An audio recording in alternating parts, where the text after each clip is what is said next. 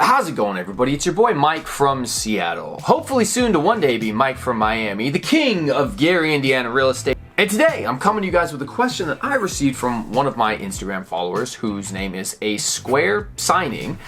He's a mobile notary. That's the name of his Facebook profile, his Instagram profile. And he sent me a message and he asked, Mike, if you had $250,000, how would you get started investing in real estate in 2024? Now, I'm sure for most of you guys, that's a position that you would love to be in. And here on my channel, I spend a lot of time talking about how to get started with nothing. When I got started investing in real estate, I was recently divorced, didn't have custody of my kid, renting, had less than $1,000 in the bank account, and had just been financially ruined, as many men are, after they go through divorce. And so I like to talk about how you get started from the bottom of the barrel. But let's say you're one of the lucky, blessed few. And I don't mean to insult you, A Square Signing, if you're not blessed and you worked unbelievably hard for that $250,000 and it wasn't just gifted to you. But let's say for whatever reason, the money fairy shows up out of nowhere and says, here's $250,000. Have at it, buddy. If that happened to you, if you found yourself in that position, if you happened to buy Dogecoin at the right time or Bitcoin and it skyrocketed and you sold it all and you just got all this free cash, what would I do to get started investing in real estate in 2024? And I think that's a very interesting question. Now, mind you, the end of 2024 is right around the corner, so maybe this will still be applicable in a month and a half when we're in 2025. But what would I do? I don't think I would do too much different than what I'm doing right now. But what I'm doing right now is different than how I started. Now, you might remember that when I got started with my journey, I started with turnkey rental properties.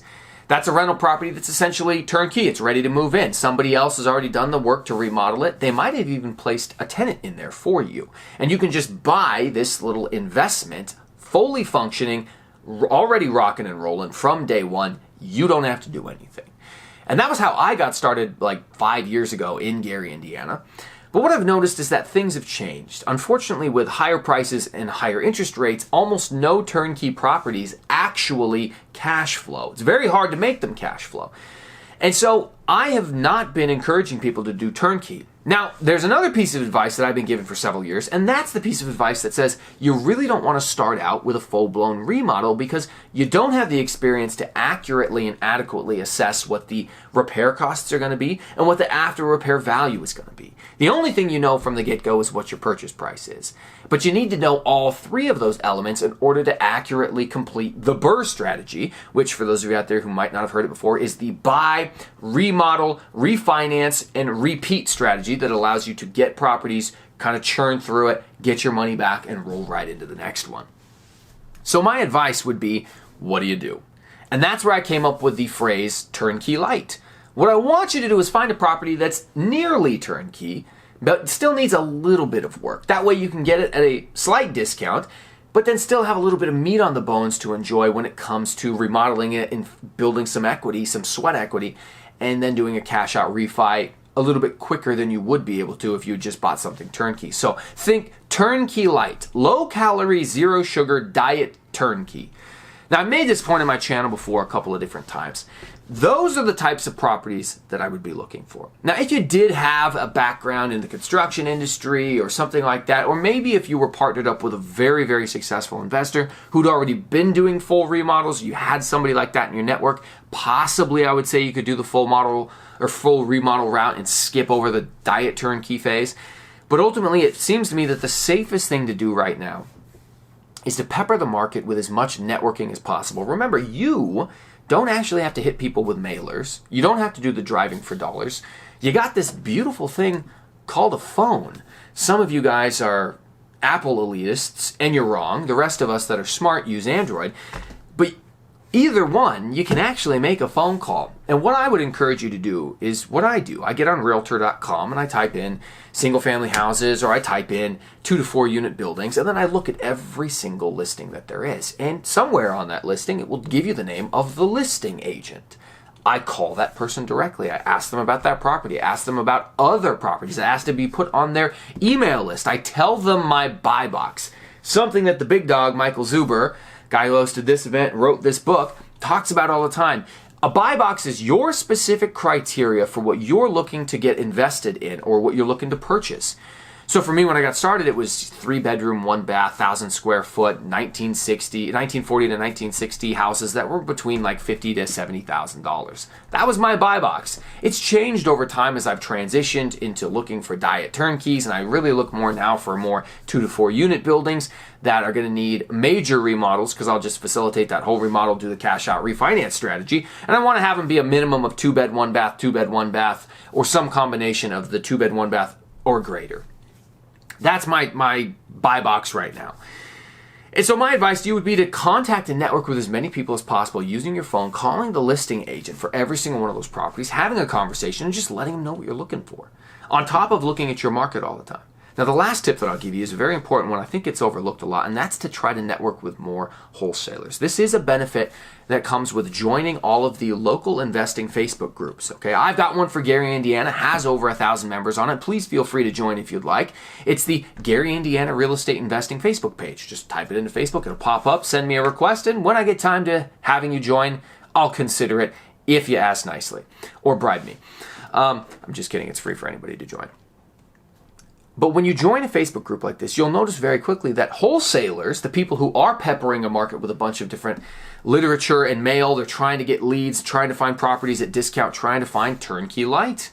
That's what they're trying to find, that and just full-blown remodel projects. And they'll occasionally get a property that's actually already remodeled. But they're doing the hard work of contacting hundreds of people on a frequent basis, and then what they're doing is looking for somebody to buy these properties. Now, 90% of them, straight trash. You shouldn't buy them. They need to go back to that seller and negotiate better rates, better prices.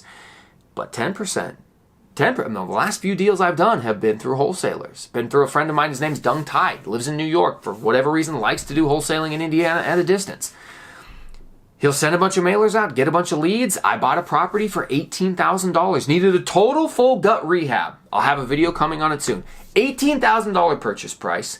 $80,000 remodel price, $100,000 all in, and it'll have an after repair value of between $160,000 to $200,000. So when I cash out, I'll get all my money back, and I'll have a cash flowing rental property forever. It's wonderful. So if you had $250,000, what specifically would I tell you to do? Well, network a lot. You'll get better opportunities that way. Start studying and learning a market. Very, very important. Probably the types of properties you're looking for. Not full-blown turnkey, probably not full-blown remodel yet. You want to be in that sweet spot in between, unless maybe you have that mentor or trusted friend that I talked about earlier. So that's what I would say doing. Once you find that turnkey, take that, or that turnkey light, take that $250K, buy cash if you can. In the right markets, obviously you can. Markets where I'm at in Gary, you could probably buy 2, maybe 3.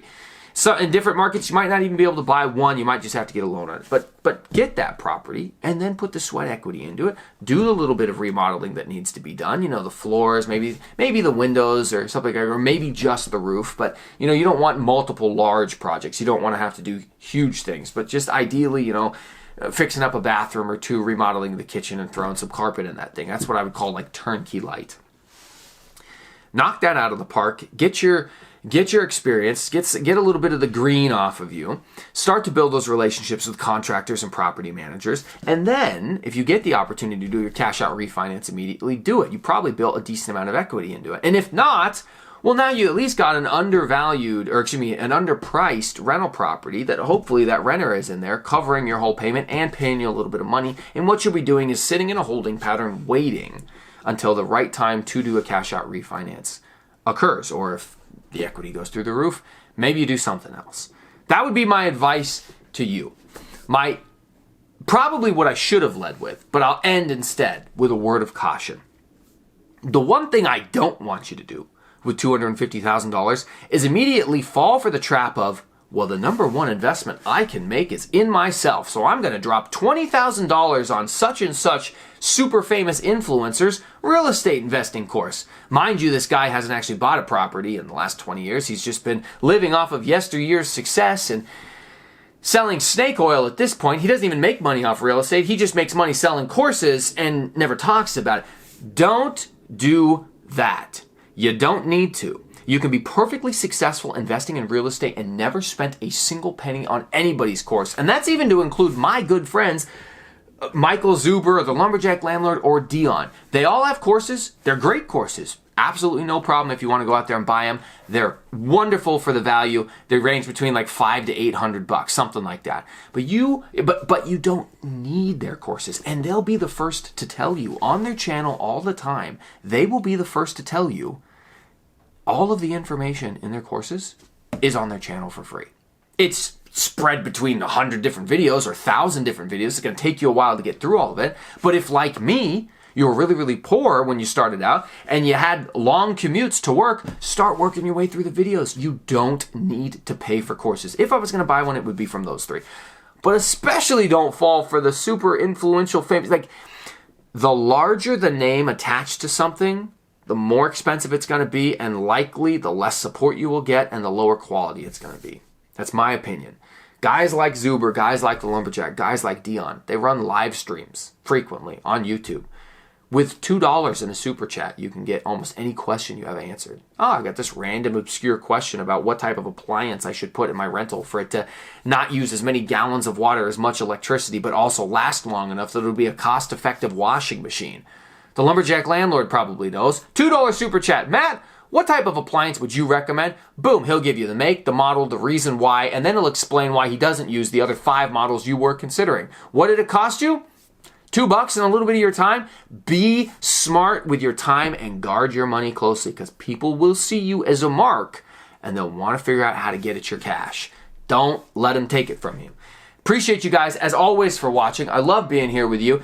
If you got any other questions for me, leave them down below. Shoot me a DM on Instagram @MillennialMike. And until next time, we'll catch you later.